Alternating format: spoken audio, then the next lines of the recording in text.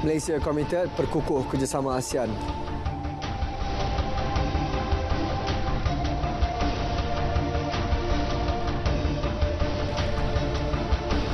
Assalamualaikum, salam Malaysia Madani. Berita tengah malam sama saya, Sahih Samsudin.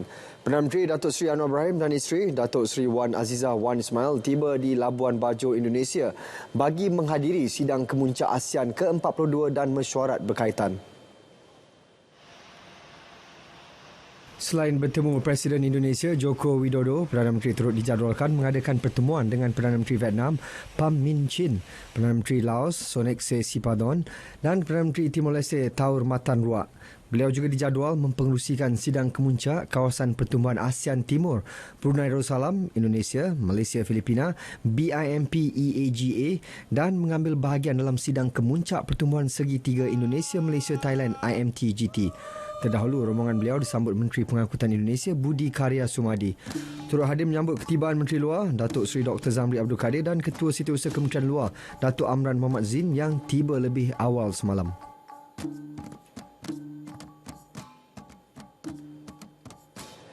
Ketika bertemu rakan sejawatnya dari Indonesia, Perdana Menteri Datuk Seri Anwar Ibrahim mengulangi jemputan kepada Presiden Joko Widodo bagi mengadakan lawatan ke Malaysia bulan depan. Dalam pertemuan kira-kira setengah jam itu, Perdana Menteri turut memberi komitmen negara dalam menyokong penganjuran Suruhanjaya Kerjasama Dua Hala ke-17, JCBC dan Rundingan Tahunan ke-14 yang akan dihoskan Indonesia tahun ini. Malaysia juga sedang melengkapkan prosedur domestik bagi membolehkan perjanjian Border Crossing Agreement BCA dan Border Trade Agreement BTA ditandatangani.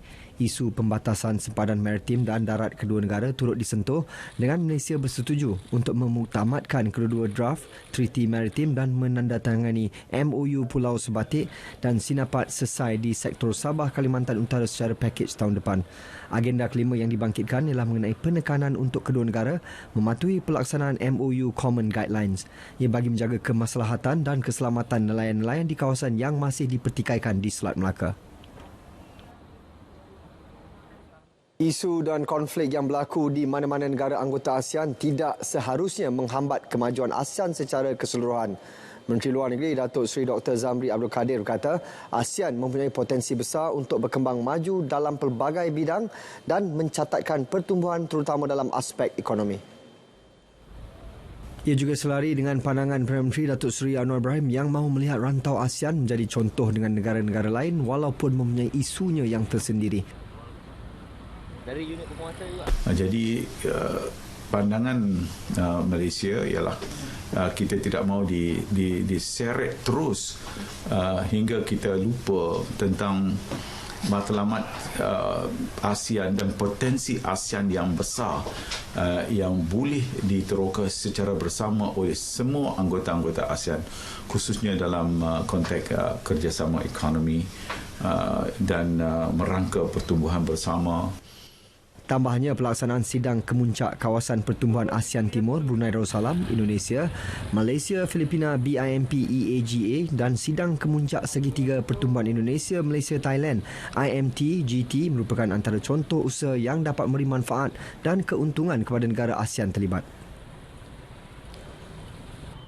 Sebarang keputusan bagi membenarkan pelarian diambil bekerja dalam mana-mana sektor pekerjaan harus berdasarkan data Kementerian Dalam Negeri.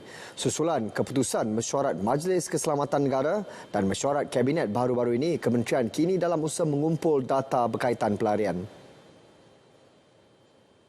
Dalam masa sama, dokumen pendaftaran pelarian juga sedang disiapkan bagi mengenal pasti angka pelarian dan pemohon suaka Suruhanjaya Tinggi Pertubuhan Bangsa Bersatu bagi pelarian UNHCR yang berada di Malaysia.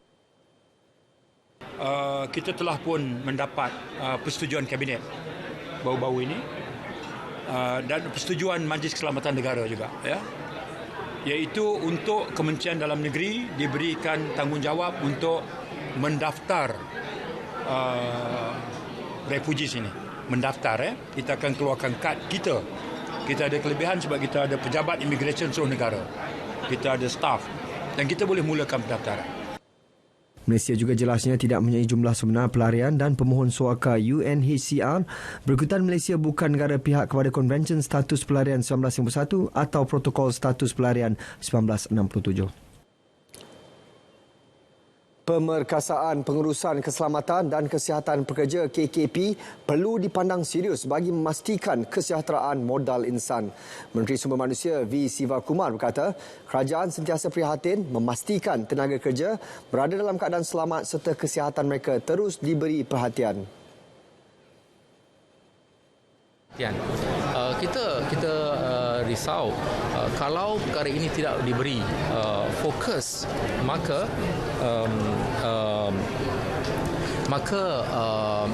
majikan akan mengabaikan perkara keselamatan dan kesihatan pekerjaan. Walaupun suatu firma yang kecil, tetapi yang penting untuk majikan adalah untuk memastikan setiap pekerja mereka dilindungi dari segi keselamatan dan kesihatan mereka. Beliau berkata demikian di Persidangan Kemuncak bagi Keselamatan dan Kesihatan Pekerjaan KKP bersama syarikat-syarikat berkaitan kerajaan GLC 2023. Sementara itu, V. Sivakumar mengesahkan 5 pegawai Kementerian Sumber Manusia ditamatkan kontrak selepas disiasat SPRM. Pemecatan itu dilakukan bagi memastikan fungsi kementerian berjalan lancar. Itu memang adalah untuk kerana kita nak pastikan bahawa kementerian dapat berfungsi dengan lancar dengan baik. Beliau bagaimanapun enggan mengulas berkaitan, pihak bertanggungjawab mengeluarkan arahan pemecatan tersebut. Dasar sistem gaji progresif di Malaysia sedang diteliti. Proses perbincangan dan libat urus mengenainya telah bermula dengan pelbagai sektor. There's a lot of actions in this sector. Thank you very much. Assalamualaikum. Thank you very much. Please, in 3, 2, 1. Menteri Ekonomi Rafizi Ramli berkata ia sebahagian daripada dasar yang sedang dikaji kementerian. Selaras dengan sasaran rancangan Malaysia ke-12, ia agar nisbah hasil ekonomi yang diberi kepada pekerja dalam bentuk gaji dan pampasan meningkat daripada paras semasa iaitu sekitar 36% kepada 40%. Kerajaan juga ingin memastikan kerangka dasar itu lebih mampan dan dapat dilaksanakan secara positif oleh semua pihak serta manfaatnya bukan hanya kepada pekerja tetapi juga kepada majikan. Dasar itu bakal dibangunkan dengan kerjasama Kementerian Ekonomi, Kementerian Kewangan, Kementerian Pelaburan, Perdagangan dan Industri serta Kementerian Sumber Manusia. Satu pasukan petugas task force akan dibentuk Kementerian Komunikasi dan Digital KKD bagi memastikan pelaksanaan rangkaian 5G di bawah Digital Nasional Berhad DNB lancar. Menterinya Fahmi Fazil berkata DNB disasar untuk mencapai 80% liputan di kawasan berpenduduk menjelang penghujung 2023 dan peralihan kepada model dui rangkaian berjalan lancar pada awal 2024. Task Force ini akan dipengerusikan secara bersama oleh Ketua Setiausaha dan Perbendaharaan dan Ketua Setiausaha KKD serta diurus setiakan oleh Suruhanjaya Komunikasi dan Multimedia Malaysia. Selain itu, ia turut dianggotai oleh DNB dan penyedia perkhidmatan Celcom DG, Maxis, Telekom Malaysia, YTL dan U-Mobile serta pihak-pihak lain yang akan ditentukan dari semasa ke semasa. Matlamat utama Task Force untuk memantau rangka kerja dan pelan peralihan kepada model dui rangkaian 5G bagi menjamin keteraturan pelaksanaannya dari aspek perundangan, teknikal dan keuangan. Pembentukan kerajaan perpaduan terus diperkukuh melalui keterbukaan parti-parti komponen selaras konsep Malaysia Madani. Malah parti-parti komponen diharap lebih berjaya dan berkembang sehingga ke akar umbi masing-masing demi keyakinan rakyat terhadap kerajaan yang dibentuk hari ini. Ya, kita mahu melihat bahawa kerajaan yang ditubuh pada hari ini kukuh dan boleh terus berkembang ke hadapan. Justru itu sudah tentu sebagai rakan strategik dalam kerajaan, kita juga nak melihat bahawa parti-parti komponen yang membentuk kerajaan ini mencapai kejayaan masing-masing. Umpamanya dalam pilihan raya negeri yang akan datang, kita berharap UMNO akan mencapai kejayaan. Kerana kalau UMNO mencapai kejayaan, maksudnya ini juga akan memberikan keyakinan kepada akar umbi mereka bahawa berada dalam kerajaan perpaduan pada hari ini memberikan manfaat kepada parti UMNO sendiri. Saya juga menekankan tentang kewujudan sekretariat kerajaan perpaduan yang mana isu-isu dan konflik antara parti itu boleh dibawa dalam sekretariat. Dan kemudian saya menekankan bahawa lebih banyak kebebasan diwujudkan dalam kerajaan perpaduan, terutama sekali contohnya Parlimen. Speaker sendiri, Dewan Rakyat membawa banyak perubahan dan ini digalakkan oleh Kerajaan Madani pada hari ini. Tak adanya penekanan, tak adanya himpitan, tak boleh ini, tak boleh itu, tak boleh. Kami lebih terbuka kerana kita nakkan supaya suara wakil rakyat, suara rakyat melalui wakil rakyat mereka didengar. Bukan saja di Parlimen tapi juga di luar Parlimen. Datuk Seri Azalina Othman dan Anthony Loke memberitahu RTM selepas hadir sebagai panel dalam persidangan meja bulat anjuran gabungan Pilihan Raya Bersih dan Adil Bersih dan Global Bersih di Parlimen. Persidangan yang berlangsung selama 2 hari bermula hari ini menghimpunkan ahli politik kerajaan, pembangkang, pakar dari dalam dan luar negara, pemimpin masyarakat sivil, ahli akademik dan kumpulan mahasiswa bagi membincangkan mengenai mendalami demokrasi di Malaysia.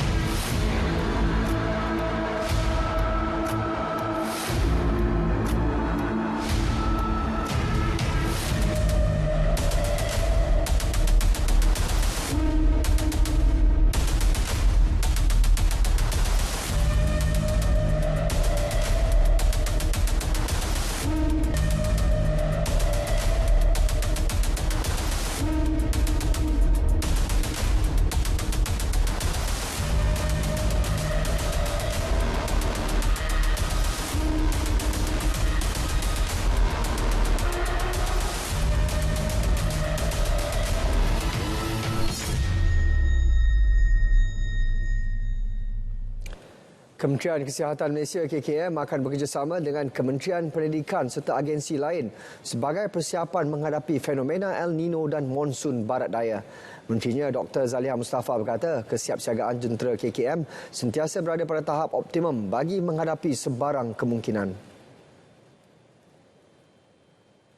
Itu juga kalau El Nino yang sekarang ni pun kita tengok tentang perubahan haba yang ketara di negara kita. Jadi kita juga bersedia dan kita memang kalau ada mereka-mereka yang berdepan dengan masalah ataupun gejala-gejala yang berkaitan dengan suhu tinggi ini juga kita menggalakkan mereka datang ke hospital berjumpa doktor dan mendapat rawatan yang segera.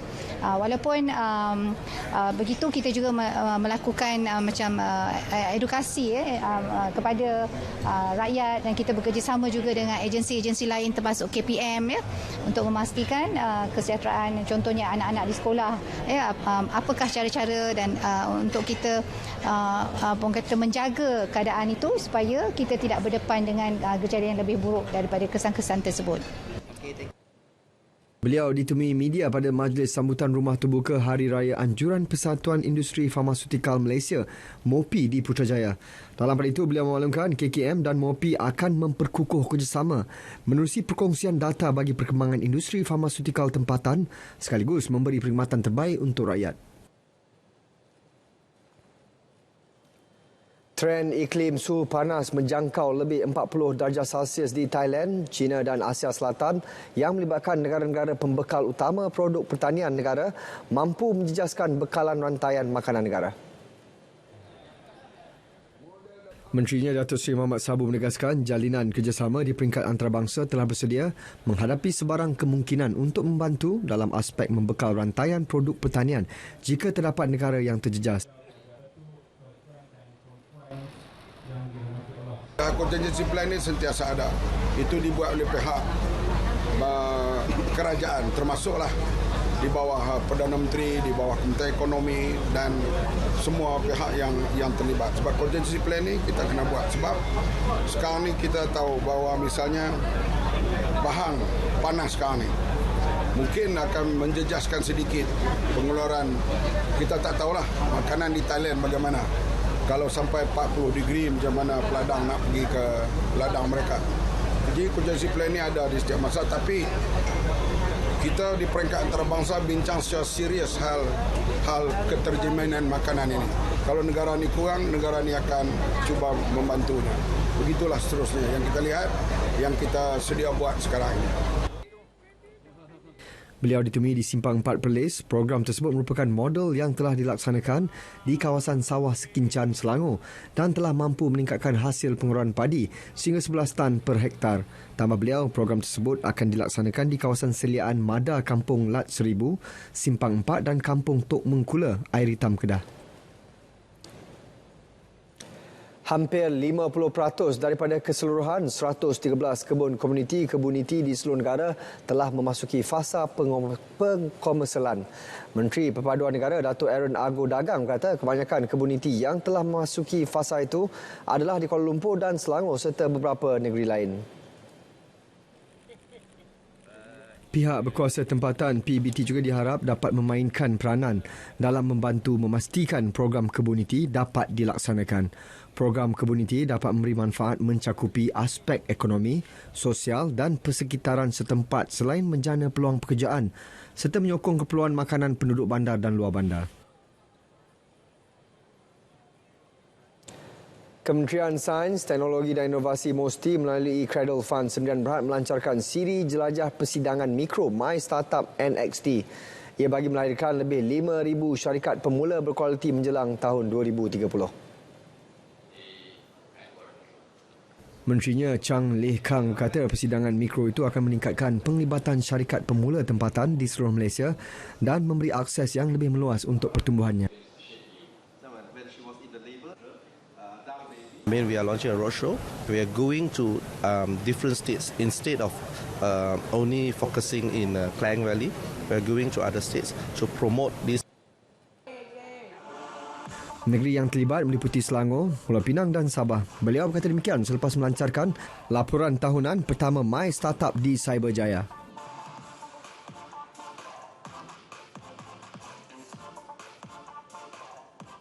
Langkah proaktif sedia diambil terhadap pendedahan salah laku kaki tangan jabatan dan agensi di bawah Kementerian Pengangkutan yang tidak diendahkan. Menterinya Anthony Loke maklumkan akan bertemu Ketua Pesuruhjaya Suruhanjaya Pencegahan Rasuah Tan Sri Azam Baki untuk mendapatkan laporan lanjut. Apa yang disebut oleh KPI SPIM bukannya melibatkan kes jenayah. Kalau kes jenayah itu dia tak payah merujuk kepada kementerian ataupun jabatan, akan diambil tindakan pendakwaan secara terus. Tetapi kalau yang melibatkan salah laku ataupun melibatkan tata tertib dan disiplin dan sebagainya, saya nak tahu senarai satu persatu kes mana yang melibatkan pegawai mana, yang melibatkan kes apa. Itu yang penting. Dan saya akan pastikan supaya kalau mana-mana kes yang melibatkan sesiapa saja di bawah Kementerian Pengangkutan, mesti dia ambil tindakan yang sepatutnya. Terdahulu terdapat media melaporkan mengenai pendedahan Tan Sri Azam bahawa ada antara agensi kerajaan tidak mengendahkan laporan salah laku membabitkan kaki tangan masing-masing.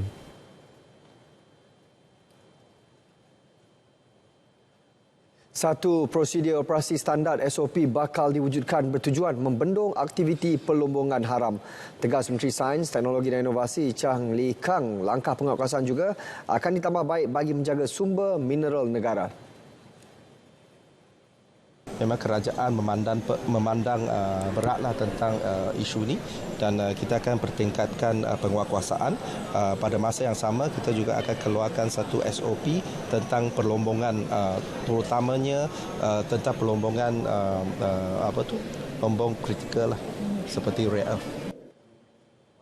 Beliau ditemui media di Puchong. Mesyuarat Majlis Mineral Negara berlangsung semalam antara lain mengenal pasti 60 lombong haram yang dikesan di seluruh negara yang kebanyakannya di Kedah. Perbincangan lanjut bakal dilakukan melibatkan input Kementerian Sumber Asli Alam Sekitar dan Perubahan Iklim KETSA. Masalah utiliti dikenal pasti antara faktor yang mengakibatkan 95 projek perumahan swasta di negara ini gagal disiapkan mengikut tempoh yang dirancang. Timbalan Menteri Pembangunan Kerajaan Tempatan Akmal Nasrullah Muhammad Nasir mendedahkan permasalahan utiliti itu dikenal pasti melalui kaedah pengesanan terperinci terhadap data keseluruhan projek perumahan berlesen pada suku pertama tahun ini. Bagaimanapun, beliau menjelaskan 92 projek perumahan swasta projek berjaya dikeluarkan daripada senarai projek sakit dalam tempoh 31 Disember 2022 sehingga 31 Mac lepas. Bagi tempoh tersebut, sebanyak 80 projek perumahan swasta dalam kategori sakit telah berjaya diselesaikan sehingga menerima sijil perakuan siap atau Certificate of Completion and Compliance CCC. 12 projek sakit juga telah dipantau sehingga kembali mengikut jadual pembinaan. Bagi projek kendalian prima pula, beliau memaklumkan 8 projek berjaya disiapkan dan menerima CCC sehingga 30 April lepas. Penganjuran program Kembara Media hari kedua Anjuran Jabatan Penerangan Malaysia tiba di Negeri Sembilan. Seramai 22 orang peserta berkunjung ke lokasi pertama iaitu di Lembang Sushi Serunding, Nogori.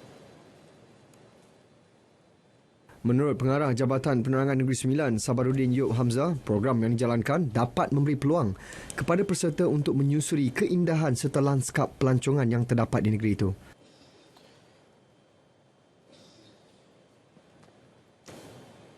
Macam hari ini kita di Sushi Lemang. Satu produk yang begitu inovatif. Kita lihat lemangnya sangat sedap, ada inti lain pada yang lain dan hanya produk dari Sembilan, dan inilah antara perkara yang kita cuba ketengahkan, dan insyaAllah besok kita akan bawa rombongan ini ke Jelebu, di Kenabur dan juga di Kampung Toho, di mana kita akan mengetengahkan kepada mereka bagaimana prasarana dari segi telekomunikasi kita di Sembilan ini, di Negeri Sembilan ini yang telah dilaksanakan itu baik oleh agensi-agensinya, dan dalam masa yang sama juga kita lihat bagaimana Kerajaan Negeri Sembilan mempromosi dari segi produk pelancongannya, ekoturismnya yang melibatkan pemeliharaan hutan.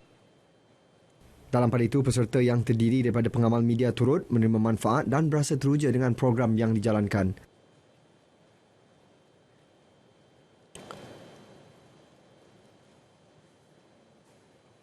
Pengalaman yang baru, pengalaman yang sangat menarik untuk dikongsikan kepada rakan-rakan di Sarawak.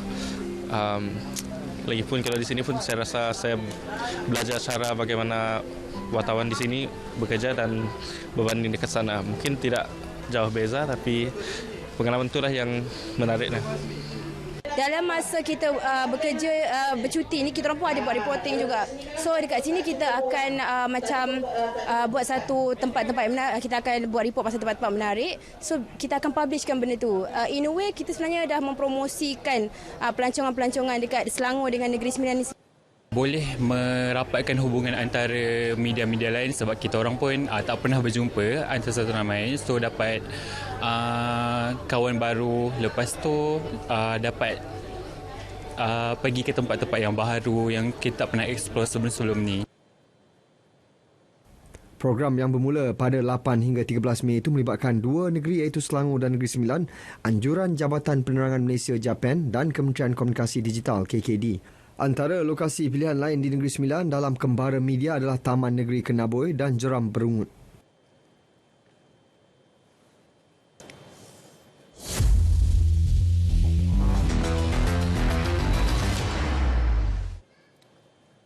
Perkembangan terkini Sukan SEA 2023. Malaysia berjaya meraih 15 pingat emas pada hari ini dengan olahraga menjadi tumpuan utama pada hari keempat tamasya. Wartawan Tina Rama di Phnom Penh, Kemboja ada perinciannya. Hari ini, kontingen Malaysia terus mempamerkan aksi terbaik dalam saingan hari keempat Tamasya Kemboja. Olahraga paling mencuri tumpuan apabila menghadiahkan 2 pingat emas dalam acara trek. Emas pertama olahraga pada hari ini dihadiahkan oleh Shirin Samson Wallaboy yang mengungguli acara 400 meter wanita. Beliau menamatkan saingan dengan catatan masa 52.53 saat. Aksi cemerlang olahraga negara diteruskan menerusi Umar Osman apabila bukan sahaja meraih pingat emas acara 400 meter lelaki tetapi turut mencipta rekod baharu kebangsaan. Umar menamatkan saingan dengan catatan masa 46.34 saat, memperbaharui rekod lama berusia 22 tahun 46.41 saat milik Muhammad Zaiful Zainal Abidin pada 2001. Setakat hari ini, atlet negara mempamerkan aksi terbaik dalam misi merealisasikan sasaran 40 pingat emas.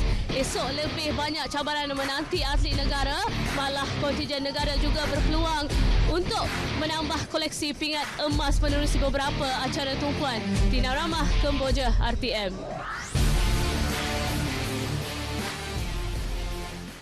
Hari keempat Sukan SEA 2023 menyaksikan atlet terjun negara Muhammad Syafiq Putih berjaya meraih pingat emas ke-11 buat kontingen Malaysia. Beliau mengungguli acara 3 meter papan anjal individu lelaki.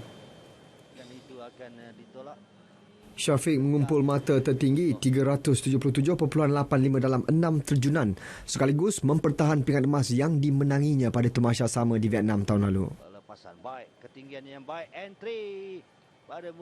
Saya happy saya dapat mempertahankan pingat emas saya last year di Vietnam. So tahun ni saya dapat lagi satu pingat emas untuk Malaysia dekat SEA Games. So saya nak berterima kasih dekat MAS, OCM, MSN dan juga ISN. Diorang dah bagi komitmen yang terbaik untuk kita orang. Seorang lagi penerjun negara, Gabriel Gilbert Daim pula meraih pingat perak selepas mengumpul 365.25 mata. Pingat gangsa menjadi milik penerjun Singapura Avir Tam Pak Lung dengan 360.40 mata. Persatuan Badminton Malaysia BAM mengesahkan Michelle Chai secara sukarela telah menghantar notis peletakan jawatannya selaku Ketua Pegawai Eksekutif Akademi Badminton Malaysia ABM.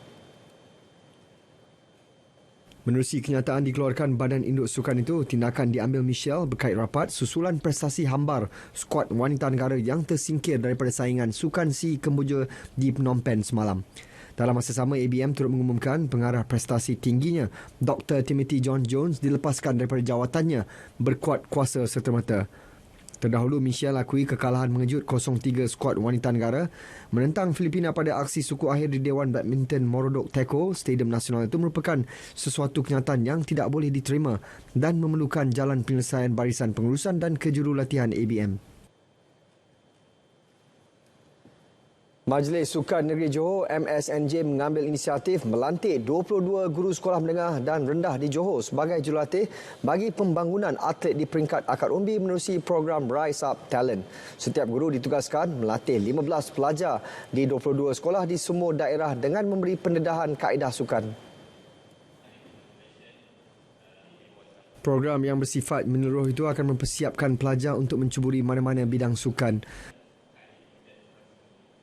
Selalunya jurulatih ini diajar untuk spesifik sukan, tapi kita tak melatih jurulatih ini untuk spesifik sukan. Betul, so kita ajar mereka dari segi asas teknik latihan tu bermula daripada peringkat awal lagi, akar umbi lagi. So kita nak atlet ini dapat mengaplikasikan sains sukan di peringkat lebih muda ataupun lebih awal lagi lah. Pelibatan guru serta pelajar akan meningkat sekiranya inisiatif itu menerima sambutan baik. Program Rise Up Talent menerima lebih 200 permohonan dalam kalangan guru di Johor sebelum saringan dijalankan. Paparan itu mengakhiri berita tengah malam. Saya Sahih Samsudin. Salam Malaysia Madani dan selamat beristirahat.